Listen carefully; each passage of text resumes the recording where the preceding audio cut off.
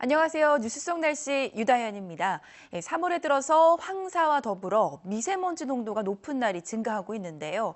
이 미세먼지의 무서움이란 가장 먼저 건강에 영향을 주기 때문입니다. 2013년에 중국 베이징에 거주하던 외국인들이 대량으로 베이징을 탈출하는 사태가 벌어지기도 했었는데 바로 미세먼지 때문이었습니다. 너무 높은 미세먼지 농도로 매일 마스크를 쓰고 살 수 없다는 것이 이유였다고 하는데요. 중국의 높은 미세먼지 농도는 우리나라에도 영향을 주기 때문에 강 건너 불은 아니라는 생각이 듭니다. 오늘은 미세먼지가 사람들의 건강에 어떤 영향을 주는지 알아보도록 하겠습니다. 오늘도 K웨더 반기정 센터장님 나오셨습니다. 센터장님 안녕하세요. 네, 안녕하세요. 네, 이 미세먼지가 얼마나 심했으면 외국인들이 북경에서 또 탈출을 하겠다고 이렇게 꼬리를 이었는지 궁금합니다. 얼마나 심각했었는지요? 외국인들의 베이징 탈행렬이 가장 심했을 적 보도를 제가 좀 소개해 보도록 하겠습니다. 네. 파이낸셜 타임스에서 소개를 실었었죠. 예. 외국인들이 에어포칼립스라는 이 단어는요, 대기 오염로 이란 종말론이라는 단어입니다. 에어폴리스 상태인 베이징을 떠나고 있다라고 보도를 했는데요. 에어포칼립스는 공기, 에어와 종말, 아포칼립스를 합친 신조어입니다. 최근에 그 서구 언론들이 베이징의 심각한 대기 오염 상태를 빗대어서 사용하고 있는데요. 네. 아담 다네토 주중 유럽 상공회의소 사무총장은 대기 오염은 회원들과 가족들에게 큰 관심사라면서 기업인들이 베이징을 떠나는 이유는 다양하겠지만 미세먼지로 인한 대기 오염은 공통된 이유라고 말했다 그래요. 2014년 1월 초 베이징의 미세먼지 농도는 세제곱미터당 993 마이크론을 기록을 했고요. 올해 이제 2015년이죠. 3월 미세먼지 경보가 발령되었을 때도 네. 베이징의 미세먼지 농도는 900 마이크론을 넘었었습니다.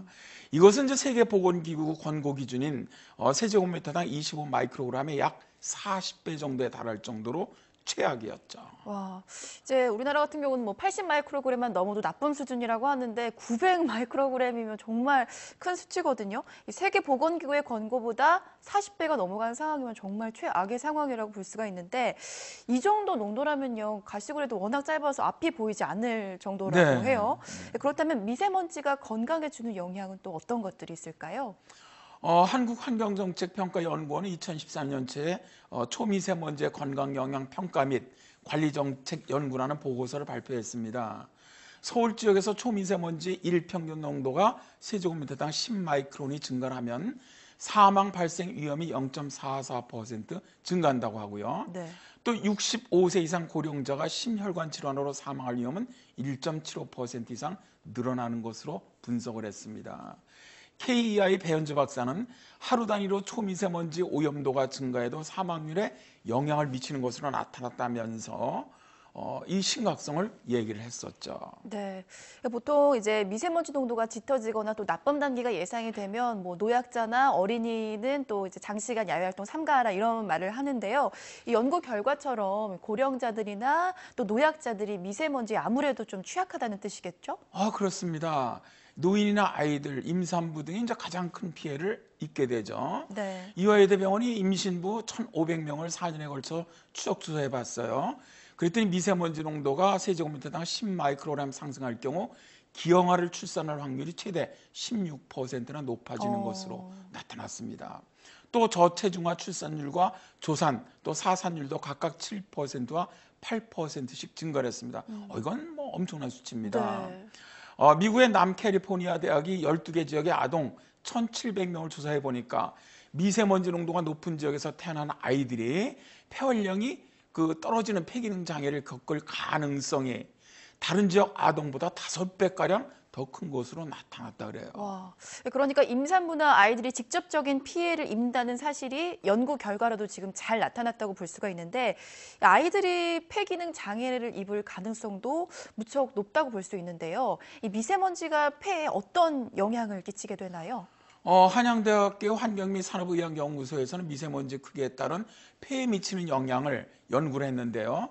미세먼지의 크기가 5마이크로미터보다 클 경우는 거의 모든 인후 또는 기관지 점막으로 흡입된 다음에 선모 운동의 객단과 함께 밖으로 배출되거나 식도를 통하여 위 속으로 넘어간다고 해요. 네. 그러나 크기가 0.5에서 5 마이크로미터 사이에 있는 미세먼지들은 폐포를 통해서 혈관 또는 임파선에 침입을 합니다.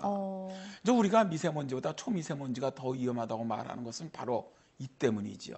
그렇군요. 이 먼지가 폐에 영향을 준다면 아무래도 가장 먼저 걱정이 되는 게 앞서 말씀드렸던 이 폐기능 장애 그리고 또 폐암 같은 걸 들 수가 있겠는데요. 여기에 대한 연구는 어떤 것들이 있나요? 2013년 8월 영국의 그 의학 전문지 랜시트에 실린 덴마크 암학회 연구센터의 라시오 니엘센 박사팀의 연구 논문을 보면 말이죠.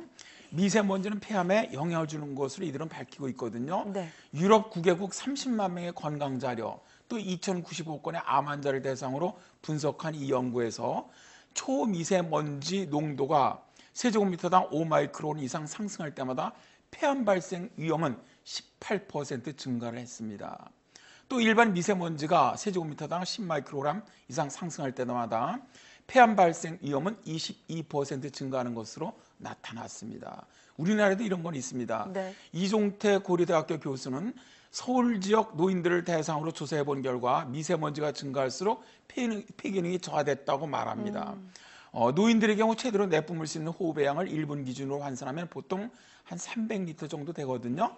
근데 미세먼지가 세제곱미터당 10마이크로그램 증가하면 3.56리터 정도가 줄어들고 초미세먼지가 세제곱미터당 10마이크로그램 정도 증가하면 4.73리터 더 줄어들었다는 것이죠. 네, 사실 미세먼지 농도가 짙은 날을 보면요, 10 마이크로그램 정도 증가하는 거는 크게 영향을 미치지 않을 거라는 생각이 드는데 건강, 특히 폐에는 참 치명적인 영향을 주고 있네요. 이 미세먼지 안에는 또 중금속이나 독성 물질도 많이 포함이 되어 있어서 인체의 다른 부분에도 영향을 줄 것 같은데요, 어떻습니까?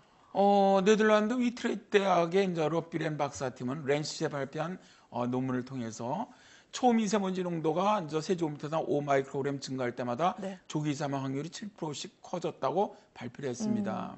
미세먼지 속에 황산염과 질산염 같은 독성 물질이 눈물층과 화학 반응을 해 염증을 일으키기도 또 한다고 해요. 네. 이것은 소량이라고 하더라도 매우 해로운 것으로 우리 안구건조증을 만들어낼 수 있고요. 또 안구건조증 환자가 2007년 143만 명에서 2011년 219만 명으로 연평균 11.4%씩 증가하는 것도 이의 원인으로 봅니다. 네. 또 이제 미국 연구에서도 말이죠. 스모그가 발생을 할 때 안구 건조증 발병률이 최고 40% 급증하는 것으로 나타날 정도입니다. 그래서 이제 외국의 한 연구에서는 말이죠. 미세먼지가 치매와 또 관련이 있을 수 있다. 이런 결과도 내놨거든요. 그러니까 이제 미세먼지 농도가 높은 곳에 사는 사람일수록 뇌의 그 인지기능 퇴화 속도가 굉장히 빠르게 나타났다는 것이죠.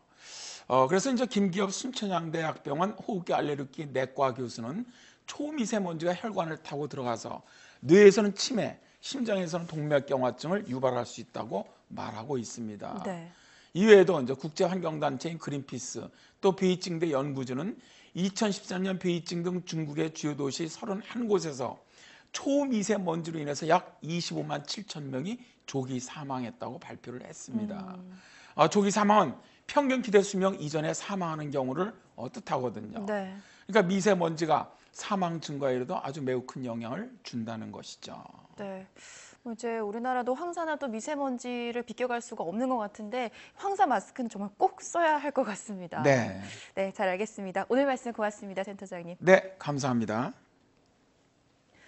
미세먼지가 극성을 부리는 봄철입니다. 미세먼지 농도가 높은 날이면 집안의 문을 꼭 닫아서 미세먼지 유입을 차단해줘야 합니다. 또 외출할 때는 황사 방지용 마스크를 착용해 주시고요. 안경이나 머플러, 또 긴 옷 등을 입는 것이 좋습니다. 물은 자주 마셔주는 것이 매우 좋겠습니다. 이 정도만 지켜도 피해를 90% 이상 줄일 수 있다고 하니까 생활 속에서 꼭 실천하시기 바랍니다. 뉴스 속 날씨 오늘 준비한 이야기는 여기까지입니다. 시청해주신 여러분 고맙습니다.